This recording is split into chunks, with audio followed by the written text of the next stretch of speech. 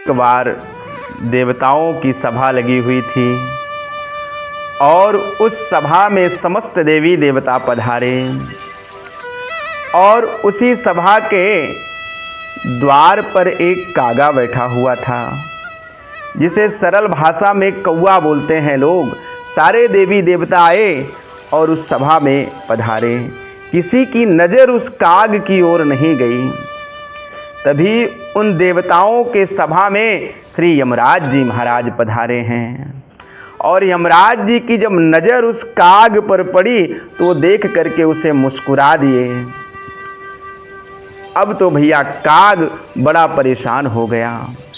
देखिए, मनुष्य मात्र का यह स्वभाव है, अगर कोई हमारी तरफ देख करके मुस्कुरा दे या हमारी तरफ देख करके बात करे तो हमारे अंतर मन में एक कारण पैदा हो जाता है कि बात क्या है, कहीं हमारे विषय में तो कोई बात नहीं चल रही।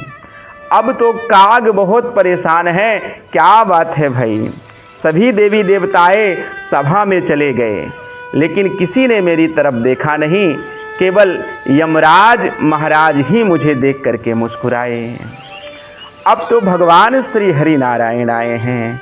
अपने वाहन गरुड़ से भगवान भी उस सभा में अंदर प्रवेश किए। बाहर उनके भगवान के जो वाहन हैं श्री गरुड़ जी महाराज काग को देखें तो परेशान व्यक्ति का अनुमानम इति अनुमिति इति अनुमानम लक्षणम, देख करके ही अनुमान लगाया जा सकता है। उसका स्वभाव ही बता देता है कि यह व्यक्ति परेशान है। अब तो खग जाने खगही की भाषा।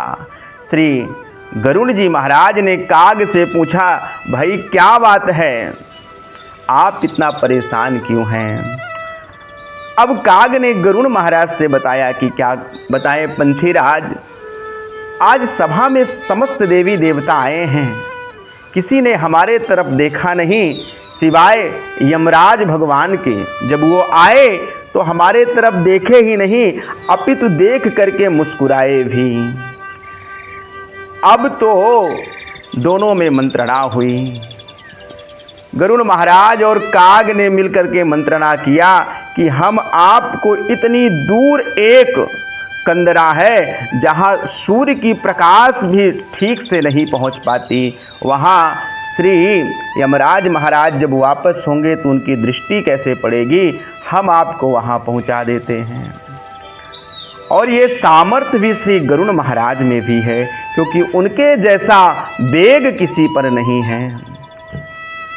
आज श्री गरुड़ महाराज जी ने अपने पीठ पर काग को बिठाया है और जाकर के उस कंदरा में पहुंचा दिए। अब क्या हुआ, सभा के बाद सब देवी देवता जाने लगे। फिर यमराज महाराज आए, देखे कि द्वार पर काग नहीं बैठा है, तो गरुड़ महाराज देख करके यमराज की ओर मुस्कुराए।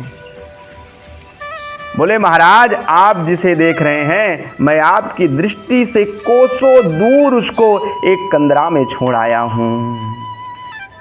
अरे यमराज महाराज कह रहे हैं कि बस बात तो वही है। आज मैं सोच रहा था कि ब्रह्मा का विधान बदल जाएगा। क्यों? क्योंकि मैंने जाते समय देखा था द्वार पे जो काग बैठा है उसकी मृत्यु अतिशीघ्र है और मृत्यु भी उसकी कई कोसों दूर एक कंदरा पे होनी है। और मैं देखा कि उसमें इतना सामर्थ्य भी नहीं है कि उतना वेग से उड़ करके वहाँ पहुँचे। वह सामर्थ्य सिर्फ आप पर है श्री गरुड़ जी।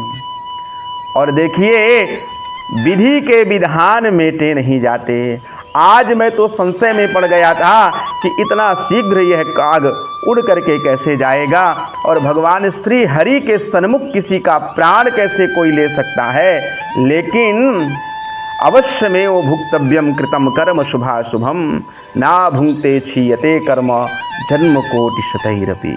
व्यक्ति का कर्म उसको शुभ और अशुभ दोनों का फल प्रदान करता है। जिस तरह से जन्म निश्चित है, मृत्यु भी निश्चित है। मृत्यु अपने समय पर, स्थान पर व्यक्ति को खुद बुला लेती है। आज तो मैं परेशान था कि कहीं ब्रह्मा का विधान ना बदल जाए, लेकिन गरुण जी उसी कंदरा में उसकी मृत्यु होनी है और देखिए आपने उसको वहाँ पहुँचा दिया। इसलिए भाई विधि के विधान को कोई मिटा नहीं सकता। बोलिए श्री सीताराम भगवान की जय।